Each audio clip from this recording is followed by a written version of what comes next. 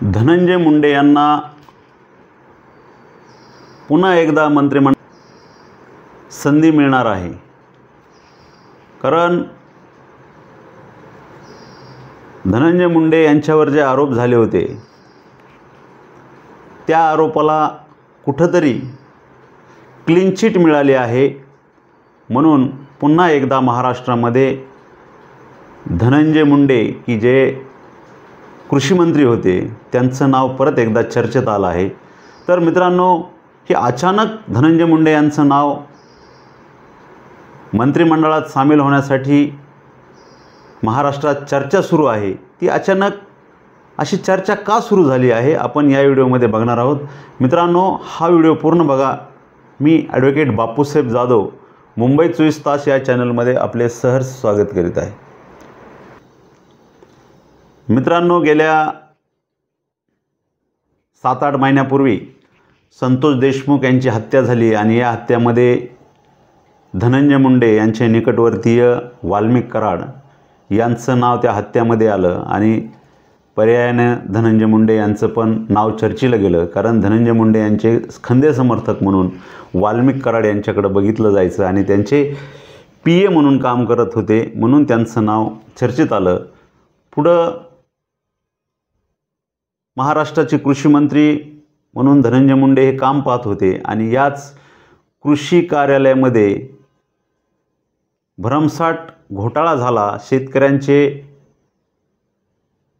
पैसे किंवा पीक विम्याचा घोटाळा असेल किंवा ट्रॅक्टर जे काही फवारणीचे पंप असतात याच्यामध्ये धनंजय मुंडे यांच्या सांगण्यावरून घोटाळा झाला आणि शेतकऱ्यांचे पैसे घेतले असा आरोप माजी कृषी मंत्री धनंजय मुंडे यांच्यावर झाला।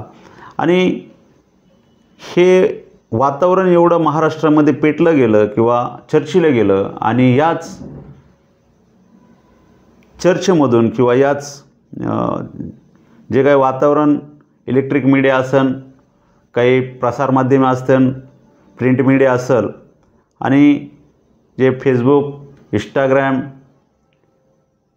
व्हॉट्सअप आणि ट्विटर या सर्व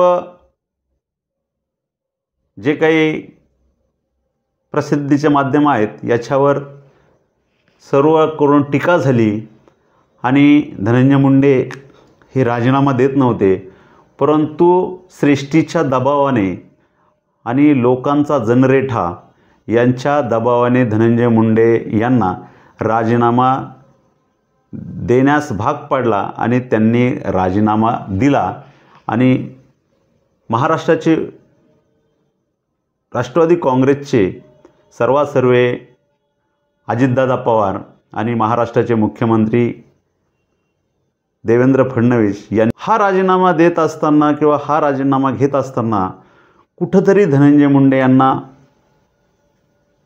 त्यांच्या मनावर घात झाल्यासारखा झाला आणि धनंजय मुंडे गेल्या 200 दिवस एक गप्प पडण्याचं औषध म्हणा किंवा त्यांनी कुठंही चर्चा केली नाही आणि नाशिकपाशी इगतपुरीपाशी जाऊन त्यांनी एक 10-8 दिवसाचा मौन व्रतचा कोर्स पण केला। कारण मित्रांनो, एवढा मोठा महाराष्ट्रामध्ये एक त्यांच्या PA कडून खून होतो आणि खून झाल्याच्या नंतर यांचं नाव चर्चेला जातं आणि त्यातच परत कृषी मंत्री असताना जो काही कृषी खात्याचा कारभार आहे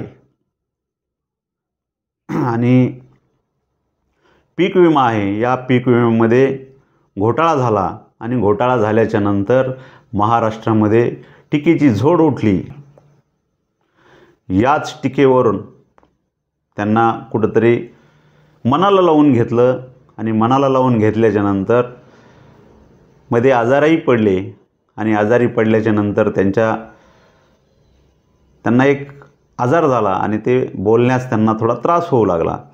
याच त्रासातून आणि याच मानसिक त्रासातून त्यांनी 200 दिवस कुठल्याही प्रसारमाध्यमावर कुठलंही बाईट वगैरे किंवा स्टेटमेंट दिलेलं नाही. परंतु काल अजितदादा पवार यांनी अचानक त्यांचं नाव समोर आणलं आणि अचानक समोर आणल्याच्यानंतर त्यांनी असं सांगितलं की कोर्टामध्ये जे याचिकाकर्ते गेले होते त्या याचिकाकर्त्यांना उलट कोर्टाने न्यायालयाने 1 लाख रुपयाचा दंड ठोठावला आणि जी काही धनंजय मुंडे यांची बदनामी झाली ती आपण पाहिले असेल की कोर्टाने निर्णय दिला आहे, न्यायालयाने निर्णय दिला आहे की धनंजय मुंडे कुठंही दोषी आढळलेले नाहीत. आणि याच अजितदादा पवार यांच्या स्टेटमेंटमुळं किंवा बाईटमुळं सगळ्या महाराष्ट्रामध्ये चर्चा सुरू झाली की परत एकदा धनंजय मुंडे यांना कृषीमंत्रीपद देण्याचं चाललं आहे, हालचाली चालू आहेत. आणि याच हालचालीतून सगळीकडं जे धनंजय मुंडेंचे कार्यकर्ते असतील किंवा NCPचे कार्यकर्ते असतील यांच्यामध्ये खुशीचं वातावरण सुरू झालं आहे. आणि मित्रांनो, जो याचिकाकर्ता धनंजय मुंडे यांच्या विरोधात उच्च न्यायालयामध्ये गेला होता त्या उच्च न्यायालयाने धनंजय मुंडे यांच्या बाजूने निकाल दिला आणि जो तो काही याचिकाकर्ता होता त्याला 1 लाख रुपयाचा दंड ठोठावला. म्हणजेच धनंजय मुंडे या प्रकरणामधून निर्दोष मुक्तता झालेले आहेत, कुठलेही त्यांच्यावर आरोप नाहीत. म्हणूनच महाराष्ट्राचे उपमुख्यमंत्री अजितदादा पवार यांनी असे संकेत दिले आहेत की येणाऱ्या जो काही मंत्रिमंडळाचा विस्तार आहे त्या मंत्रिमंडळाच्या विस्तारामध्ये धनंजय मुंडे यांची वर्णी लागू शकते असे संकेत अजितदादा पवार यांनी दिलेले आहेत.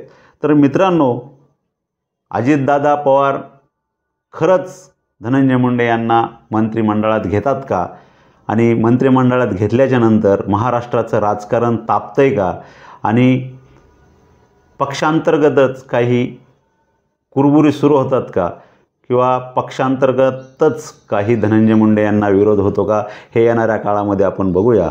मित्रांनो, धनंजय मुंडे आणि अजितदादा पवार यांच्याविषयी आपल्याला काय वाटतं ते आम्हाला नक्की कळवा आणि आमचे असेच वेगवेगळे व्हिडिओ पाहण्यासाठी आमच्या चॅनलला आत्ताच लाईक करा, शेअर करा, कमेंट करा आणि सबस्क्राईब करायला विसरू नका.